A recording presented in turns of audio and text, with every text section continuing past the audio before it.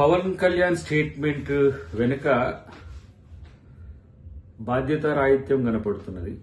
రెండవది అవగాహన లేమి కూడా మనకు కనబడుతుంది.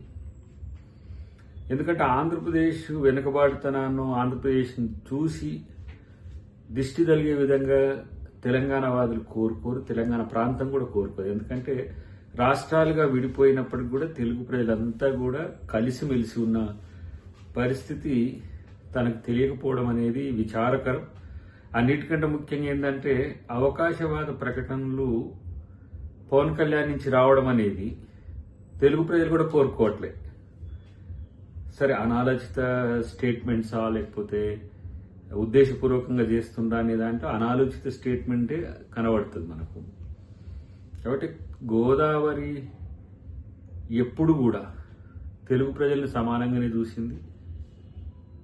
ఏ విధంగా కోనసీమను చూసిందో అదే విధంగా తెలంగాణను కూడా చూసింది. ఇక్కడ ప్రాజెక్టులు లేకపోవడం వల్ల తెలంగాణ కొంత వెనుకబాటుతనంతో ఉన్నది, కానీ ప్రాజెక్టులు అయితే మరింత మేలు జరిగేది. కాళేశ్వరం లాంటిది సక్సెస్ అయి ఉంటే మంచిగానే ఉండేది. కానీ ఈ అంశాలలో తనకు అవగాహన లేకపోవడం వల్ల కేవలం రాజకీయ ప్రేరేపిత ప్రకటనలతోనే ఈరోజు పవన్ కళ్యాణ్ ఈ స్టేట్మెంట్ ఇచ్చిందని మనం అనుకోవాల్సిన అవసరం ఉంది. అన్నిటికంటే ముఖ్యంగా కొన్ని స్టేట్మెంట్ కొన్ని సందర్భాల్లో తనకు అనుకూలంగా ఇచ్చుకోవడం అనేది అది పవన్ కళ్యాణ్కి సాధ్యమవుతుంది.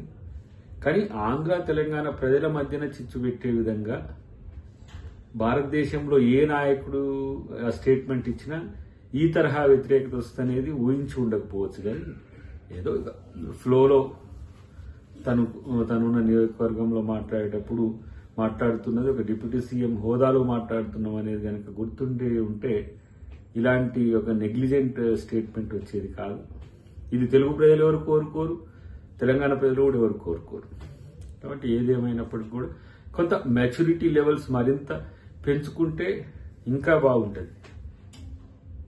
లేకపోతే ఎవరినో సాటిస్ఫై చేయడానికో మనం ఉన్న చోట ఉన్న వాళ్ళని సంతృప్తి పరచడానికో లేకపోతే మనం మద్దతు ఇచ్చిన వాళ్లకు అనుకూలంగా ఉండడము అనేది ఇది అవకాశవాద రాజకీయమే అని అనిపిస్తుంది. కాబట్టి ఏదేమైనా కూడా వాస్తవానికి చెప్పాలంటే తెలంగాణకు వచ్చి తెలంగాణ పాట, ఆంధ్రాకి వెళ్ళిన తర్వాత ఆంధ్ర పాట, తర్వాత ఇప్పుడు బీజేపీతో అనుకూలంగా ఉంటే బీజేపీ పాట, టీడీపీతో అనుకూలంగా ఉన్నప్పుడు టీడీపీ పాట, ఇట్లా ఏ పాట ఆ పాట నేర్చింది కాబట్టి కొంచెం తను బతక నేర్చిన పాట పాడుతున్నట్టుగా భావించాల్సిన అవసరం ఉంది. కాబట్టి దీన్ని ఎవరు తెలుగు ప్రజలు పట్టించుకోవద్దని మేము అనుకుంటాం.